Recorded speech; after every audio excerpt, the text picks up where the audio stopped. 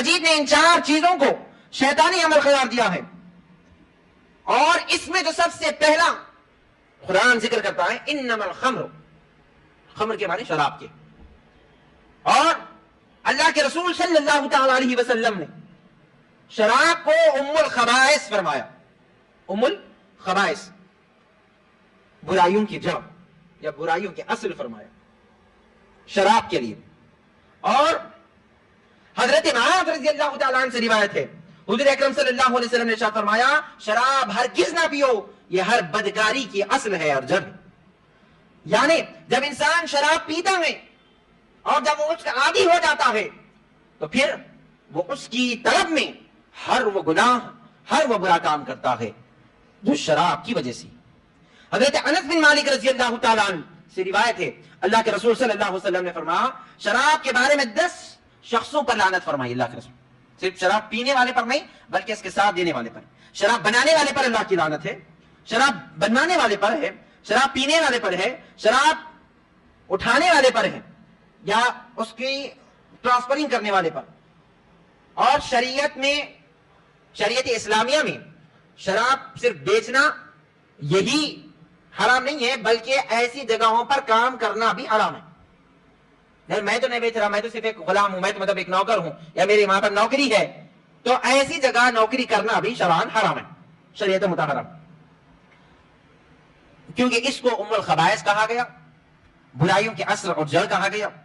اور آپ اندازہ لگائیے آج کے دور میں اللہ کے رسول علیہ السلام نے 1450 سال پہلے اس جڑ کو، اس برائی کو جو آج معاشرے میں ایک ناسور سا بنتی جا رہی ہے، قوم اس ناسور کا شکار بن کر فتنوں میں پڑ چکی ہے، اور بعض ایسی چیزیں ہیں جو فرد سے جماعت میں اور جماعت سے قوموں میں منتقل ہوتی ہے، اور شراب یہی برائی ہے کہ جو فرد سے جماعت میں اور پھر جماعت سے قوموں میں یہ منتقل ہو چکی ہے۔ اور آج اگر آپ جائزہ لیں تو ہمارا کوئی علاقہ یا کوئی محلہ آپ ایسا نہیں بتا سکتے جہاں پر ہمارے مسلمان، غیر تو غیر ہے، ہمارے مسلمان نوجوان، ہمارے مسلمان شخص شراب نہ پیتے ہیں۔ اللہ اکبر۔ اللہ کے رسول صلی اللہ علیہ وسلم نے اس پر سخت وعید فرمائی، اس شخص پر، شراب پینے والے پر، اور پھر اس کے متعلق وعیدیں بھی موجود ہیں۔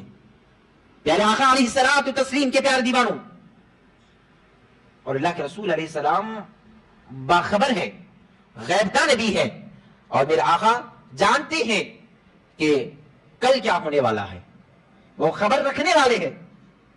1450 سال پہلے نشہ اگر کیا جاتا تو اس کا ایک ہی سورس تھا، the only one source، لکر، جس کو شراب کہتے ہیں، وہ ایک ہی طریقہ تھا اور اسی کے ذریعے نشہ کیا جاتا تھا۔ لیکن اللہ کے رسول علیہ السلام صبح قیامت تک کے ہونے والے اعمال سے باخبر ہے، اور میرے آقا جانتے ہیں کہ آگے امت شراب کے سوا بھی دوسری چیزوں سے نشہ حاصل کر سکتی ہے جو آج ایجاد ہو چکے ہیں۔ ٹیبلٹ کے ذریعے نشہ ہو رہا ہے، گانجے کے ذریعے نشہ ہو رہا ہے، افیم چرس کے ذریعے نشہ ہو رہا ہے، وائٹنر کے ذریعے نشہ ہو رہا ہے، اور ایسے غلیظ چیزوں کے ذریعے نشے کی لعنت پھیل چکی ہے۔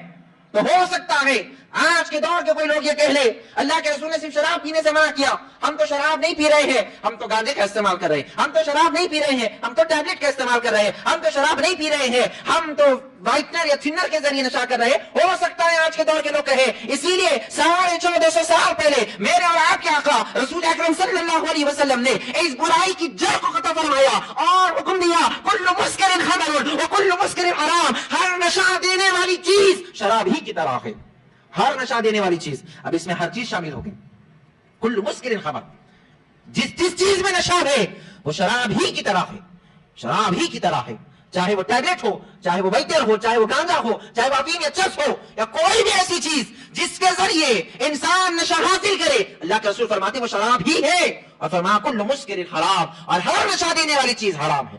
شریعت مصطفیٰ نے اور شریعت محمدی نے شراب کو ہی نہیں بین کیا بلکہ شراب کی جیسی ہر چیز کو جو نشہ دلا دے، جس سے انسانی جو دماغ ہے وہ تبدیل ہو جائے اور وہ اپنی اصلی حیت کے بجائے وہ شیطانی وسوسوں میں داخل ہو جائے۔ جب انسان شراب پی لیتا ہے تو اس کے جو اصلی دماغ کی حیت ہے اس پر اس کا کنٹرول ختم ہو جاتا ہے، اور اس وجہ سے بعض شرابی جو شراب کی لعنت میں ہوتے ہیں یا نشے کے عادی ہوتے ہیں وہ قتل و غارت گیری بھی کرتے ہیں، وہ چوری بھی کرتے ہیں، وہ ڈاکہ زنی بھی کرتے ہیں، اللہ اکبر، وہ قتل بھی کرتے ہیں۔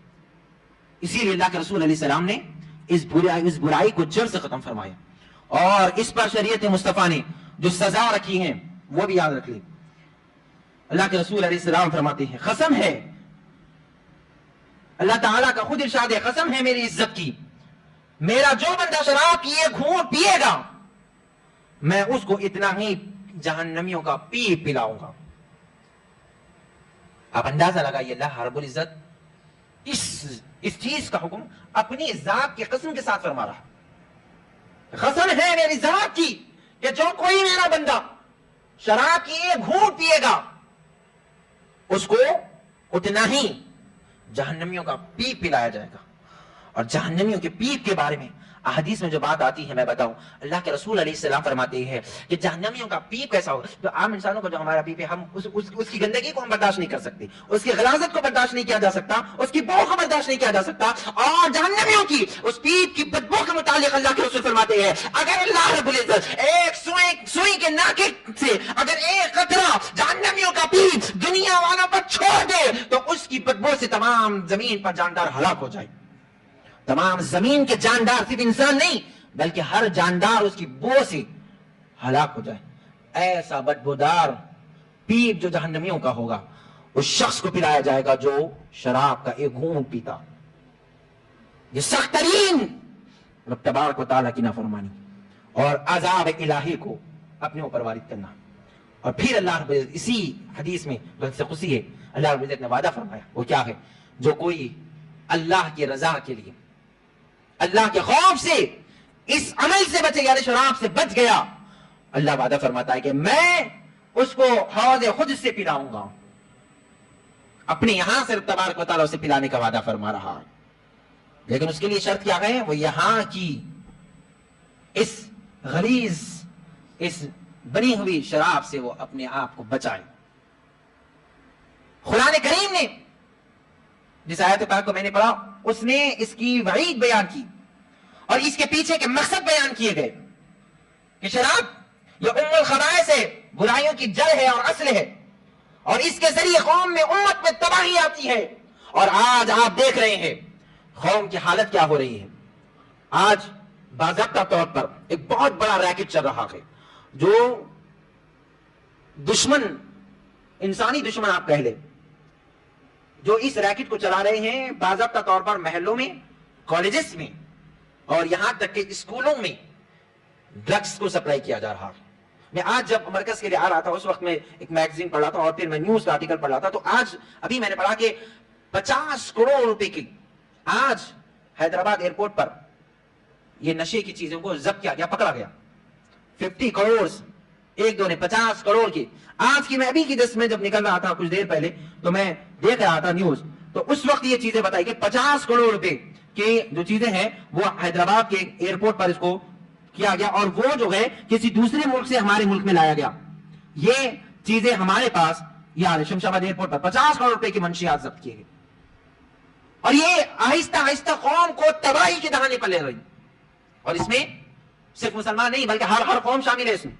ایسا نہیں اب یہاں پر کوئی ہندو کہہ دے، کوئی مسلمان کہہ دے، کوئی فلاں کہہ دے، نہیں، بلکہ یہ برائی، یہ گندگی پوری قوم کو تباہ کر رہی ہے، اور اس سے پورا ملک کمزور ہو رہا ہے، کیونکہ یہ نسلیں جو آج نوجوان ہیں کل ہماری قوم کی تعمیر کے لیے انہیں کا رول ہوگا۔ اور دشمن آواز نہیں چاہتے کہ ملک کی ترقی ہو، ملک کامیاب ہو، اسی لیے وہ نوجوانوں میں یہ نشے کو عادی بناتے ہوئے نشے کا ان کو کمزور کر رہے ہیں۔ لیکن ہماری اولین ذمہ داری ہے، اور یہ ذمہ داری سب سے پہلے مذہب اسلام نے اٹھائی ہے، اور مذہب اسلام نے اگر اس برائی کے خلاف سب سے پہلے اگر آواز دی ہے تو وہ 1450 سال پہلے میرے اور آپ کے آقا محمد عربی صلی اللہ علیہ وسلم نے۔ آج قومیں بیٹی بچاؤ بیٹی پڑھاؤ عورتوں کے لیے ہمدردی کے نعرے لگاتی ہیں. کیا عورتوں کی ہمدردی کی جائے؟ اگر سب سے بڑی عورتوں سے ہمدردی تو یہ ہے کہ شراب پر پابندی عائد کر دی جائے تاکہ ان سے ان کی نسلیں خراب نہ ہوں. آپ اندازہ لگائیے جب ایک شخص شراب پیتا ہے، اس کی شراب پینے کی وجہ سے اس کی بیوی بھی متاثر ہوتی ہے، اس کے بچے بھی متاثر ہوتے ہیں، اس کا خاندان متاثر ہوتا ہے. ان بچوں کا کیا قصور ہے جو شراب پیا، اس کے بچوں کا کیا قصور ہے؟ لیکن معاشرے میں آپ دیکھیں، ارے اس کا باپ تو شرابی ہے، اس کا باپ تو شرابی ہے. اور پھر کیا عمر ہوتی ہے ایک شراب پینے والے کی؟ کتنی عمر وہ لے کر جاتا ہے؟ اگر تحقیقاً بات کروں تو بتایا کہ میکسیمم 35 سے 40 سال جو مکمل شراب کا عادی ہو جاتا ہے، میں اس کی بات کروں. اور یہ ہوتا کیسا ہے؟ میں بالخصوص ہمارے نوجوان بچوں سے کہوں گا کہ یہ جو ہے کبھی شوقیہ ہوتا ہے اور کبھی ورغلایا جاتا ہے. کالجز میں، اسکولز میں، ارے ایک سیپ لے لینا، ایک ہوتا پیے تو کیا ہوتا؟ انہیں بولا میں نہیں پیتا ہوتا، تم ممی ڈیڈی کے دکھ رہے تم اس لیے نہیں پیتے تم. ہاں وہ سگریٹ کے سے بھی ایسی کیا جاتا، سگریٹ پی لے، ایک کش پی لے، نہیں پیتے ہوتا، نہیں تم نہیں پیتے، تمہارے پاس دم نہیں ہے. یہ ورغلایا جاتا اور شیطانی طریقے سے اس کو ورغلایا جاتا اور باضابطہ آفرز کیے جاتے ہیں. اور اس کے بعد یہ پہلے شوقیہ ہوتا، شوق جا کر اس کی عادت بن جاتی ہے اور عادت جا کر پھر اس کی فطرت میں شامل ہو جاتی ہے. اور عادت تبدیل ہو سکتی ہے، فطرت تبدیل نہیں ہوتی، فطرتیں خود نہیں بدلتی. اس لیے آپ دیکھیے جتنے شرابی ہوتے ہیں اور صبح نہا دھو کے بہترین، اماں تمہاری قسم آج کے بعد نہیں پی رہا ہوں، ہاں بیگم تمہاری قسم میں بچوں کی قسم کھا کے پی رہا ہوں، بہت زیادہ نہیں پی رہا ہوں، لیکن شام ہوتے ہوتے کیونکہ فطرت میں آ گئی بات.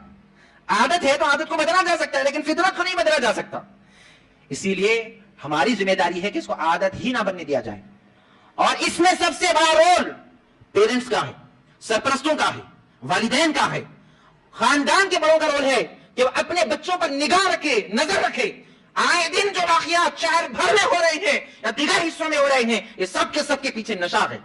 کچھ دن آپ پہلے آپ نے ایک یا 1.5 مہینے پہلے دیکھا کہ مسلم نوجوان ہے، رات بھر برتھ ڈے پارٹی میں شراب نوشی کیا اور صبح ایک گاڑی سے خواتین کو کچل دیا. آپ کے اپنے علاقے میں، اپنے شہر میں، شہر بھر میں جتنی قتل کی وارداتیں آج ہو رہی ہے، ان سب کے پیچھے نشہ ہے.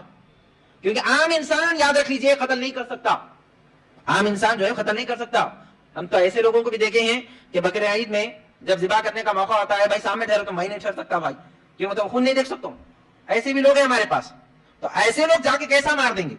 ایک عقل والا یا پھر صوفی جس کو کہتے ہیں، غیر شراب یا آدمی، اس سے قتل ایک ہی وجہ سے ہو سکتا ہے، وہ ہیبت میں کسی کو قتل کر سکتا ہے. یعنی اگر کوئی اس پر حملہ کرنے آئے تو ہیبت میں اپنے سیلف ڈیفینس میں کر سکتا ہے، ورنہ کسی صورت میں عام آدمی قتل نہیں کر سکتا. اس قتل کے پیچھے نشہ ہے. باضابطہ طور پر ان کو ٹیبلٹس دی جا رہی ہیں، نوجوانوں کو کھلایا جا رہا ہے، اور جب وہ ٹیبلٹس کا اثر شروع ہو جاتا ہے تو ایک دھن ہو جاتی ہے، اس کی چکر میں جا کر لوگ قتل کر رہے ہیں. تقریباً اس کا اثر جو ہے وہ ٹیبلٹس کا کئی گھنٹوں تک اس میں رہتا ہے. اور گانجے کا اور ٹیبلٹس کا اثر میں پرسوں پڑھ رہا تھا اس کے تعلق سے جب تحقیقاً، تو پتا چلا کہ شراب کا جو اثر ہے، ایک انسان پی کر اٹھ جائے، سو گیا، اور سو کر جب اٹھ گیا تو شراب کا نشہ ختم ہو جاتا ہے. لیکن گانجا اور یہ ٹیبلٹس کا اثر 24 سے 48 گھنٹے تک جاری رہتا ہے، مسلسل اس میں وہ عادی رہتا ہے. آپ اندازہ لگائیے کس قدر تباہی کی طرف قوم جا رہی ہے. اس میں نوجوان بھی ہے شامل. میں خدا را نوجوانوں سے اپیل کروں گا کہ اپنے آپ کو، اپنی صحت کو بچائیں. اور جو اس میں لعنت میں مبتلا ہو جاتے ہیں، آپ اندازہ لگائیے ان کی عمریں 30 یا 35 سال یا میکسیمم 40 سال ہوں گے، وہ ختم ہو جاتی. ایسی عمر میں کہ جب ماں باپ بوڑھے ہو گئے اور سہارے کے لیے اپنے لڑکے کی طرف دیکھ رہے ہیں، تو اس بڑھاپے کی عمر میں اپنے والدین کو داغ مفارقت دے کر جا رہے ہیں. اگر اس کے بچے ہیں چھوٹے تو بچوں کو یتیم کر کر وہ جا رہا ہے، بیوی کو بیوہ کر رہا ہے، نہ زندگی میں کبھی سکھ دیا اور نہ ہی مرنے کے بعد دے رہا ہے. نوجوانوں کس طرح تم جا رہے ہو؟ تم تو اس آقا کی قوم ہو جس کے ایک حکم پر صحابہ نے اپنے گلیوں سے شراب کی ندیاں بہا دی. جب حکم آیا شراب کی حرمت کا تو صحابہ کرام نے اپنے گھروں میں رکھی ہوئی پوری شرابیں بہا دی، اور ایسے بہائی کہ کہتے ہیں کہ آسمان سے جب بارش ہو کر پانی روٹوں سے بہتا ہے، مکے کی گلیوں سے اس طرح شراب کی نہریں بہنے لگی. کیونکہ حکم آیا ختم کر دو تو ختم کر دیا گیا. لیکن آج ہماری قوم کس طرف جا رہی ہے؟ سوچنے کی ضرورت ہے. یہ بہت برائی کی طرف لے جانے والا عمل ہے، اور یہ ام الخبائث کہا گیا، برائیوں کے اصل اور جڑ کہا گیا. اسی لیے نوجوانوں کو بالخصوص میں کہوں گا کہ وہ اسے رکے، اور خدا نہ کرے اگر کوئی اس میں مبتلا ہے، اللہ کی بارگاہ سے توبہ کرے اور اس سے بچے. ایسی لعنت خدا دشمن کو بھی نہ عطا کرے، کیونکہ یہ تمام برائیوں کی طرف لے جانے والا ہے. اور ولیوں کو تک شیطان، اور یہ عمل شیطان کا ہے، یاد رکھ لیجیے، انه من عمل شیطان کہا گیا کہ یہ عمل شیطانی ہے، اور شیطان انسان کا کبھی بھلا نہیں چاہ سکتا. تو اس لیے ایک اللہ کے برگزیدہ بندے کے تعلق سے آتا ہے، وہ پہاڑوں میں، جنگلات میں، عام آبادیوں سے ہٹ کر اللہ کی عبادتوں میں مشغول تھے، کیونکہ شیطان انسان کو اچھا کہاں دیکھ سکتا ہے. وہ جو دوست جو آفر کر رہا ہے آپ کو ایک سگریٹ کا کش یا ایک ڈرنک آفر، وہ آپ کا دوست نہیں ہے، بلکہ وہ آپ کا حقیقی دشمن شیطان کا اعلی کار ہے، کیونکہ شیطان کبھی انسان کا بھلا نہیں چاہ سکتا، اور اپنے جو چیلے ہیں ان کے ذریعے وہ ان کے دلوں میں داخل کرتا ہے، وہ آپ کو پاؤ. تو اللہ کے ولی جو ہے پہاڑوں میں بسیرا کر کر عبادتیں کر رہے ہیں، تو شیطان ایک اچھے بزرگ کی شکل میں ان کے پاس گیا، کچھ دن تک خالی کھڑے رہ کر دیکھتا رہا. وہ اللہ کے جو برگزیدہ بندے عبادتیں کر رہے ہیں کھڑے رہ کر روزانہ. کچھ دنوں بعد یہ بھی عبادتوں کے لیے کھڑا ہوا آہستہ آہستہ، اب ان کے ساتھ یہ بھی عبادتیں. اب وہ جب اللہ کے برگزیدہ بندے عبادت کر رہے تو یہ ایک پیر پر کھڑے ہو کے عبادتیں کرنے لگا. وہ کھڑے کر رہے تو ابھی نے کچھ دن کے بعد ایک پیر پر کھڑے ہو گیا، ایک پیر پر کھڑے ہو کے عبادتیں کر رہا، اور کچھ دن چلے گئے تو ایک انگوٹھے پر کھڑے رہ کے عبادتیں کر.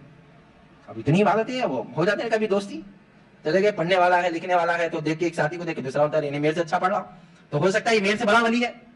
ہو گئی گفتگو، ہو گئی بات چیت، ہو گئی کافی دنوں کے بعد، بہت دن تک ہوئی. اس کے بعد ایک دن بیٹھے گفتگو ہو رہی ہے تو شیطان کیسے ورگلاتا بھی ہے وہ بتانا کہ گفتگو میں کہ کیا آپ کو اللہ کی ذات پہ یقین ہے؟ تو اللہ کے ولی بولے ہاں بالکل یقین ہے. تو بولے اللہ کی ذات رحمان ہے؟ بالکل رحمان ہے. رحیم؟ بالکل رحیم ہے، معاف کرنے اور رحم کرنے والی ہے. کیا اللہ کی ذات معاف کرنے والی بھی ہے؟ تو یہ اللہ کے ولی بولے بالکل معاف کرنے والی ہے. تو پٹھا کیا بولا؟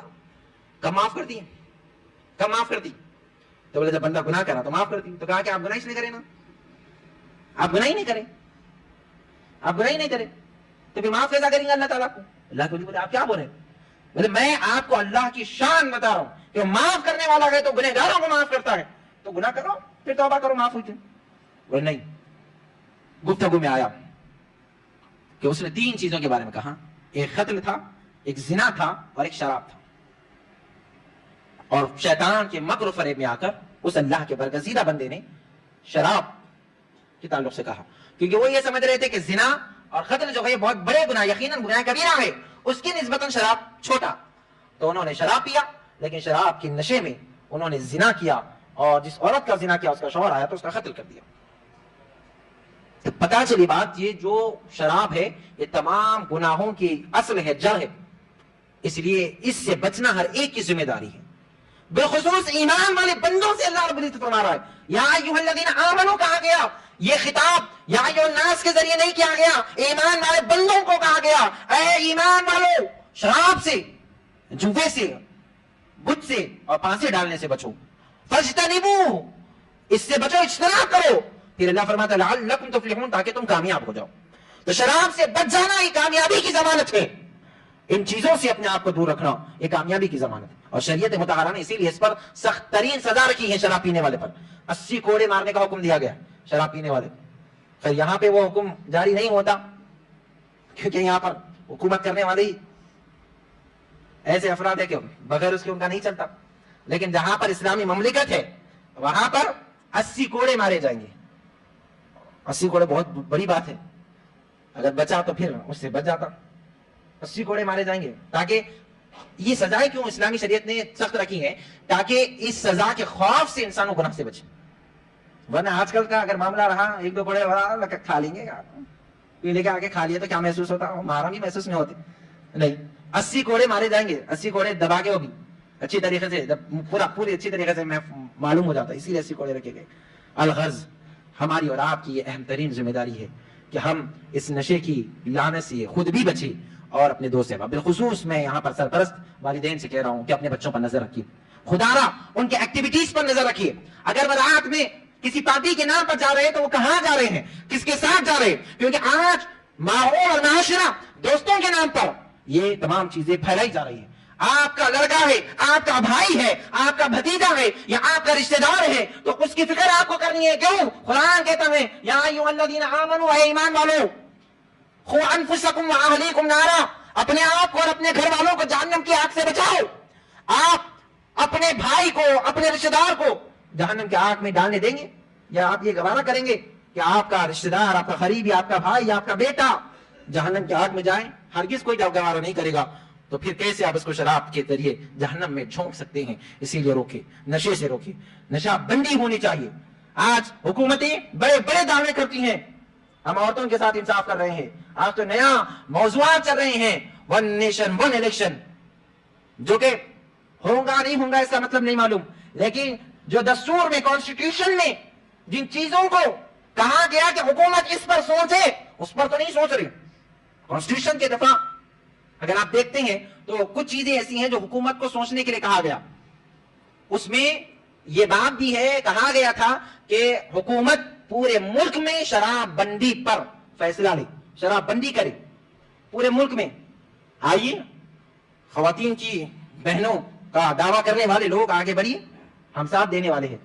مذہب اسلام وہ پہلا مذہب ہوگا جو اگر حکومت اعلان کرے گی شراب بندی کے تعلق سے تو مذہب اسلام کے مسلمان سب سے پہلے اس کو قبول بھی کریں گے اور اس کی تائید بھی کریں گے۔ آپ آگے تو بڑھیے۔ پتا چلا کہ دھوکلے بازی ہے، دکھاوا ہے، عورتوں سے، بچیوں سے صرف ہمدردی لوٹنے کا یہ ذریعہ ہے، ایسے منافقوں سے بھی بچے اور شراب کی لعنت سے بچے۔ اللہ رب العزت ہمیں، آپ کو، ہم تمام کو ہر قسم کی برائی سے اللہ ہمیں محفوظ فرمائے۔ اللہ ہماری قوم کو، بالخصوص نوجوان کو، اس نشے کی لعنت سے اللہ پاک ان کو محفوظ فرمائے۔ جو نوجوان اس نشے کی لت میں مبتلا ہو چکے، اے باری کرم تو شفا دینے والا ہے مولا، ان سے اس برائی کو دور فرما دے مولا۔